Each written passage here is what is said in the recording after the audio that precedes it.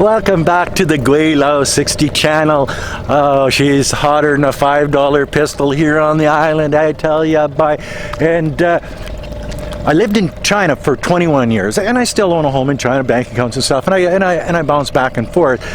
Usually when I do bounce back and forth, I don't spend much time there because I've got stuff that I've got to do here. But that's not what this video is about. In China, I went 21 years. I got food poisoning, I think 4 or 5 times, but I've never seen it like the food poisoning I got here in the Philippines. I frickin' near died the other day. I went to a fish restaurant just over, it looks like a nice place from the street and stuff like that. The food was frickin' amazing. Cajun seafood platter, and we went for lunch, Regina and I did.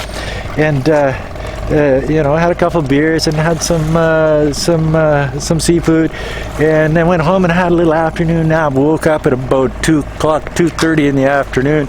My God, I thought I was gonna frickin' die, like seriously. So you really got to watch what you eat here in the Philippines. It's like even the good restaurants can have problems. It's the way it is. What's been happening lately? Well, not too much. You know, I'm on an island where it's well, it's Expat Wednesday today, so maybe I'll because well, you're not allowed to show people's faces and stuff, but us expats, we really don't give a shit about that, you know. So if it's, and the Filipinos that work in the Mango, the Expat Wednesday is when a number of expats get together, and so stay tuned to the end of this video. I'm gonna roll over there after I'm done here, and I'll put the finishing touches on this video when I get over there. But you know, and there's expats from the United States and from Australia and from England and from Canada and from you name it. I've seen them from basically all over the world. It's part of Philippine culture now to have a certain number of expats in the community, and not only that, but it brings cash to the economy, because if you're an expat and you're over in the Philippines, chances are you got bucks in your jeans, because you know you're living on an island out in the middle of the Pacific Ocean. You're drinking beer, you're eating restaurant food, you're buying clothes, and I just bought a microwave here the other day because I was tired of heating stuff up on the stove all the time. But you know, most of the expats I know have homes worth, you know, from 6 to 40 million pesos. You know, so you don't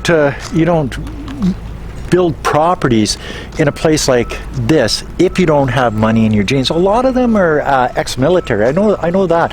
I'd say about half of them, if not a little bit more, are ex-military. They get the hankering because they were stationed here in the Philippines, you know, maybe at Clark or whatever, and they end up staying here for a while, and they either, you know, meet a girl, or they just decide when they retire that they had you know, a liking to the Philippine Islands because, well, speak English, and the people are kind of courteous, and the food is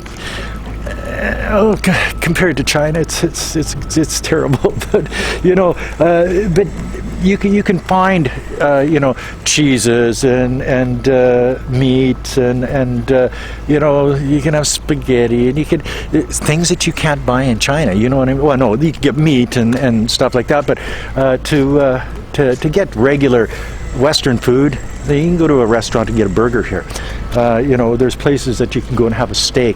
There's places that you can go have seafood. Oh God, there is chunks coming out both ends of me, man. I'm telling you, it was one of the worst days I've spent in the last number of years. You know, just last Monday, we had a fiesta. Regine's aunt puts on a fiesta, and they put on a fiesta, and because it was fiesta day, they had a parade, and it's school parades, and all of the kids get dressed up in outfits, and they dance, and the drummers, and they're playing music, and they're marching and stuff like that. It's cute, but because they've got these the new rules for privacy and stuff like that, you can't just take that and put it on the internet anymore. So I didn't even bother taking my camera. But so we go to this fiesta, and they supply you with alcohol and food and stuff, and you sit there for a couple hours at noon till 2, 3 in the afternoon, and you eat and drink and stuff, and it's free. The host pays for everything. And I thought that's the first fiesta I've been to since I've been here, and I thought that was sort of neat. You know, family and friends and stuff get together and talk, and you know, because maybe you don't have time to do it during the rest of the year, so you get together with all of these people, and you catch up on whatever that's going on in your life, and you learn about what's going on in their life. And I met a lot of Regine's extended family, and they were interested in who I was and what was going on, and you know, and stuff, and sort of felt good because I think I was accepted by the family, the greater family, not just the mother, father, brothers and sisters and stuff like that, but the greater family, the extended family. I guess that's what I'm looking for. So that was sort of neat. See, and they have things going on in the Philippines too. Like you see the Ferris wheel and stuff over there. So the fair's in town this week. So you know, it's no different than anywhere else in the world. They have their holidays.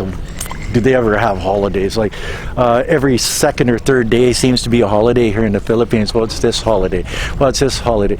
Well, we're not having school today, like university, because the teacher didn't show up, and that happens all the time. I don't think it would float in the West, but here it's island life, man. It's just the way it is. So I've been here over a year now, and you know, sort of getting used to it. It's a different life than China. China is very fast paced.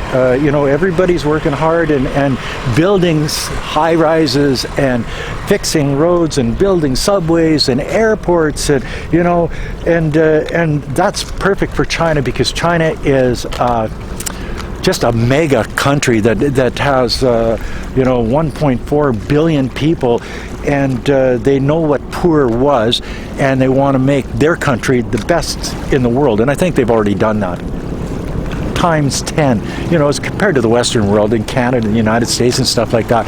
I've been there, and you know, over the last number of years, and it doesn't even compare. It doesn't even get close to China.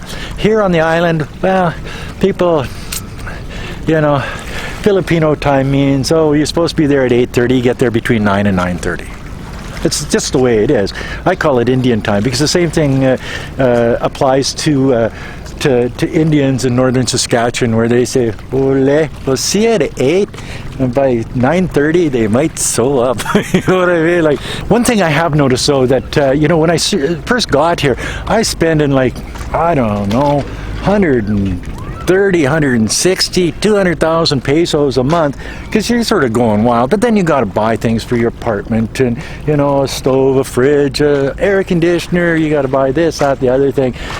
So like I was going through a chunk of change each month. But now it's the 10th of the month, and I haven't spent 20,000 pesos yet. So once you get into your sort of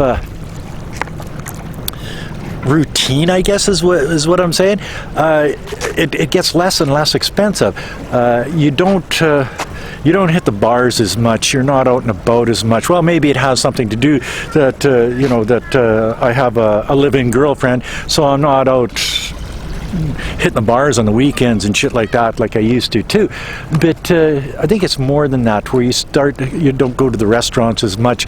You start cooking, you start eating healthier, you know, more exercise, more just hanging around with friends and stuff like that. Still haven't got my barbecue up and running. I ordered because you can buy the barbecue, and it's got a thing for a 1 pound Coleman where you screw it in, but they don't have 1 pound Colemans here. So they have it's a 1 pound Coleman screw in that converts to butane. Well, that was coming out of China. That got canceled by Lazada. Then I did two adapters that went from a Coleman to a 20-pound tank, and both of those, so I changed to a different supplier, and now I've got another one. So I haven't even got my barbecue up and running yet, and I bought that, like, geez, damn near a month ago, so I'll still be waiting for that. So I guess what I'm saying there is, things are a lot slower here.